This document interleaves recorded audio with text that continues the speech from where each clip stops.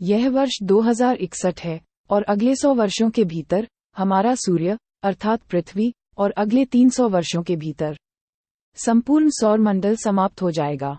इसीलिए दुनिया भर के वैज्ञानिक पृथ्वी को दूसरे सौर मंडल में ले जाने का निर्णय लेते हैं, जहां एक नया सूर्य है।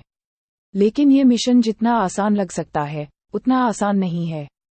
इस मिशन में उन्हें कई मुश्किलों का सामना करना पड़ा।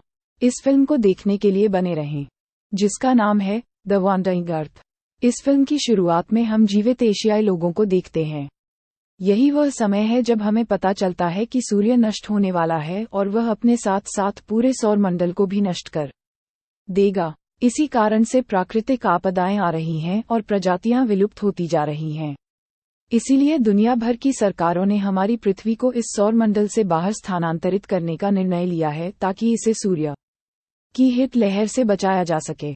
इसके लिए वैज्ञानिकों की एक टीम तैयार की जा रही है जो अंतरिक्ष में जाएगी। चीन भी उनमें से एक है।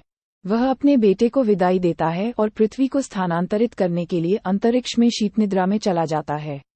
लाखों विशालकाय इंजन बनाए जाते हैं और उन्हें इंजीनियरों द्वारा भूमिगत कर दिया जाता है, जहां बचे हुए लोग रहने लगते हैं। फिर 17 साल बाद हम देखते हैं कि न्यूपेज यंग का बेटा बड़ा हो गया है और उसका नाम लूची है। और इतने सालों के बाद लूसी भी धरती पर लौट रही है। लूसी अपनी बहन को बाहरी दुनिया दिखाना चाहता था, इसलिए वह एक कानूनी डीलर के पास जाता है जो उसे बाहर की ठंड से बचाने के लिए एक विशेष सूट देता है। लेकिन जब उसे पता चलता है कि लूसी वापस नहीं आ रही है, तो वह उसे जाने नहीं देता है। लेकिन किसी तरह वे दोनों वहां से भाग जाते हैं और सुरक्षा जांच पास कर बंद क्षेत्र से निकल जाते हैं। और यहां हम देखते हैं कि पूरी पृथ्वी बर्फ से जमी हुई है। अपने दादा की आईडी से वह अपनी गाड़ी चलाने लगता है, जिसे वह चलाना नहीं जानता था क्योंकि उसे चलाने के लिए उसे 5 साल की ट्रेनिंग लेनी पड़ी थी। यहाँ हम उस विशाल इंजन को देखते हैं जो इस पूरी पृथ्वी को चला रहा है। उसके बाद हम अंतर्राष्ट्रीय अंतरिक्ष स्टेशन देखते हैं। सभी जीवित एशियाई एक दूसरे को घर लौटने की बधाई दे रहे हैं। काफी संभावना थी कि वह आखिरकार अपने बेटे से मिल पाएगा, लेकिन सुरक्षा प्रोटोकॉल तोड़ने के लिए उन्होंने लीची को गिरफ्तार कर लिया। उनके दादा, जिनका नाम हान यांग था, अधिकारी को रिश्वत देने की कोशिश करते हैं, लेकिन वह उन्हें भी जेल में डाल देते हैं। जेल में उसकी मुलाकात एक विदेशी टीम से होती है। हान लो को भी पीटा जा रहा था, तभी अचानक भूकंप शुरू हो जाता है और उससे पहले ही इमारत में सभी लोग धराशायी हो जाते हैं। वे सभी वहां से भाग निकले। भूकंप के बाद पूरी पृथ्वी बृहस्पति ग्रह की ओर झुक गई है, जिसके कारण लगभग 47 इंजीनियरों ने काम करना बंद कर दिया है और पृथ्वी लगातार बृहस्पति की ओर बढ़ रही है। और यदि सभी इंजन चालू नहीं किए गए, तो पृथ्वी और बृहस्पति नष्ट हो जाएंगे। लो अपने पिता से संपर्क करता है और उन्हें पास के बचाव केंद्र में जाने के लिए कहता है। वैज्ञानिक ईंधन और ऊर्जा बचाने के लिए सभी को शीत निद्रा में जाने के लिए कहते हैं। इसका मतलब ये है कि न्यू आइडेंटिटी अब घर नहीं जा सकेगी। वह पास के बचाव केंद्र जा रहा था, लेकिन उसे रोक दिया गया क्योंकि उसका वाहन अब एक बचाव दल का हिस्सा बन गया है। इसलिए उसे शंघाई शहर जाने के लिए मजबूर होना पड़ा, क्योंकि इंजन शुरू करने के लिए उसे वहां हल्का कोर लाना था।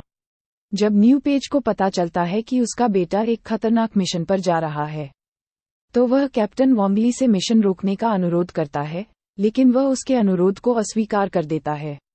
वे इंजन की ओर बढ़ने लगते हैं, लेकिन अचानक बर्फ के बड़े बड़े टुकड़े उन पर गिरने लगते हैं। किसी तरह वे सभी वहां से निकलने में कामयाब हो जाते हैं। हान मिशन को रोकने वाले थे, लेकिन वॉन्गली रुकने वाला नहीं था। उसे किसी भी कीमत पर इंजन चालू करना था। वे लाइटर कोर को ऊपर खींचने लगते हैं, लेकिन तभी उनके हाथ से एक रस्सी छूट जाती है और लो के दादा नीचे गिर जाते हैं। वह गिरती हुई बिजली की तार की चपेट में आ गया और उसके नीचे लूची के दादा ने उसकी जान बचाई। एक इंजीनियर अपनी जान बचाने के लिए अपनी जान दे देता है, लेकिन फिर भी ऑक्सीजन की कमी के कारण भूकंप से उसकी मौत हो जाती है। झटके से पूरी बिल्डिंग ढह जाती है और बाकी लोग भी वहीं मर जाते हैं। वह कहता है कि हमें आगे बढ़ने की जरूरत है, लेकिन लूची उसके साथ जाने से इनकार कर देती है। लेकिन उन्होंने अपना मिशन जारी रखा क्योंकि लाखों लोगों की जान खतरे में थी। लाइव को एक दुर्घटनाग्रस्त विमान मिला है और उसके अंदर एक अन्य ट्रांसपोर्टर वाहन और एक हल्का कोर था। वॉर्म टीम आगे बढ़ रही थी, लेकिन ठंड के कारण उनमें से एक की मौत हो गई। उसके बाद उनकी अपनी टीम मिशन को रद्द कर देती है। लेकिन तभी लाइव वहां पहुंच जाता है और इन सब के बाद भी वह उन्हें इंजन तक पहुंचने में मदद करने वाला था। अंतरिक्ष स्टेशन में न्यू पेज को पता चलता है कि अब उनका अंतरिक्ष यान पृथ्वी की मदद नहीं करेगा और स्टेशन की कृत्रिम बुद्धिमत्ता को एक नया मिशन सौंपा गया है, जो पास के ग्रह को ढूंढना और वहां मानव प्रजाति स्थापित करना है। लू को पता चलता है कि यह एक विश्वासघात है, इसलिए वह रूसी अंतरिक्ष यात्री के साथ नियंत्रण कक्ष में जाने की कोशिश करता है, लेकिन जैसे ही वे वहां पहुंचते हैं, अंतरिक्ष यान का रक्षा तंत्र उन पर हमला कर देता है, जिसके परिणामस्वरूप मैक्सिम की मौत हो जाती है। दूसरी ओर, वे सभी इंजनों को सफलतापूर्वक चालू कर देते हैं और जो भी इंजन खराब होते हैं, वे फिर से काम करना शुरू कर देते हैं। लेकिन अंतरिक्ष स्टेशन से यह संदेश प्रसारित किया जाता है कि सभी इंजीनियर एक साथ आने के बाद भी इस टक्कर को नहीं रोक पाएंगे, क्योंकि हम बृहस्पति की ओर बहुत दूर निकल चुके हैं और पृथ्वी का विनाश निश्चित है। ये खबर सुनकर पृथ्वी पर हर कोई घबरा जाता है।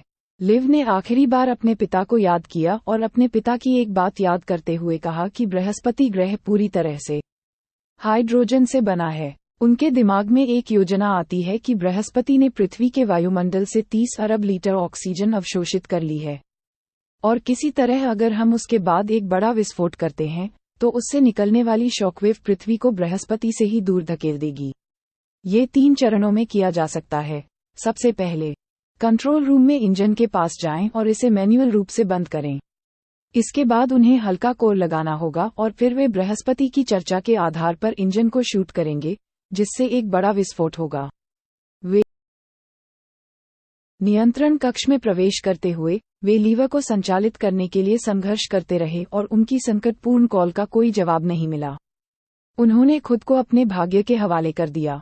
लू का परिवहन वाहन केंद्र तक पहुंचने में विफल रहा, जिससे उसे कार्रवाई करने के लिए प्रेरित किया गया, लेकिन इससे पहले कि वह कार्रवाई कर पाता, उसे नीचे से झटका लगा।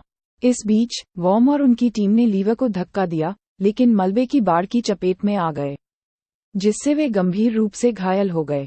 स्टेशन से संपर्क करने पर लू को पता चला कि वे सभी नियंत्रण केंद्र में थे। मिशन की विश्लेषण की गई 0% सफलता दर के कारण यूनाइटेड अर्थ सरकार से सहायता मांगना निरर्थक था। हालांकि लू ने समर्थन जुटाते हुए डोडो को यूनिवर्सल कम्युनिकेशन से जोड़ने का प्रबंध किया। साथ में उन्होंने लीवर को संचालित किया, जिससे इंजन को झटके से चालू किया गया। पृथ्वी से प्लाज्मा निकला, लेकिन उन्हें एहसास हुआ कि लेजर बम बृहस्पति तक नहीं पहुंचा। लू ने बृहस्पति तक पहुंचने के लिए एक बड़े विस्फोट को प्रज्वलित करने का प्रस्ताव रखा, लेकिन अन्य लोगों ने इसका विरोध किया। इसके बावजूद लू ने जहाज पर आग लगवाकर अपने बेटे से किया वादा पूरा किया, जिससे भीषण आग लग गई। पूर्ण मैनुअल नियंत्रण लेते हुए लू ने गैस विशाल से टकराने से पहले अपने बेटे के साथ अंतिम बातचीत करते हुए बृहस्पति की ओर अंतरिक्ष यान चलाया। प्रभाव के कारण एक बड़ा विस्फोट हुआ, जिससे पृथ्वी की ओर सदमे की लहरें उठीं, जिसका 7 मिनट में प्रभाव पड़ने की उम्मीद थी। जैसे ही अराजकता मची, वे सुरक्षा के लिए इधर-उधर भागने लगे। लू ने खुद को एक विशाल पत्थर के नीचे फंसा हुआ पाया, लेकिन लूसी आगे बढ़ी। जब शॉकवेव बड़े पैमाने पर क्षुद्रग्रहों को ग्रह की ओर उछालते हुए पृथ्वी पर पहुंची, तो लू और उनकी टीम का संतुलन बिगड़ गया। डोडो को बचाने की बेताब कोशिश में लू ने उसके पीछे छलांग लगा दी और वे बचाव बुलबुले में गिर गए।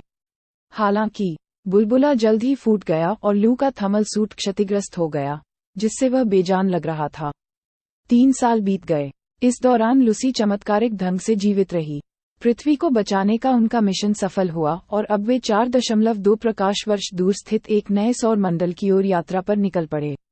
ये यात्रा 2500 वर्षों तक चलेगी, जो भविष्य की पीढ़ियों तक विस्तारित होगी, जो उनके मिशन की निरंतरता को चिन्हित करेगी। और इसी के साथ कहानी खत्म हो जाती है।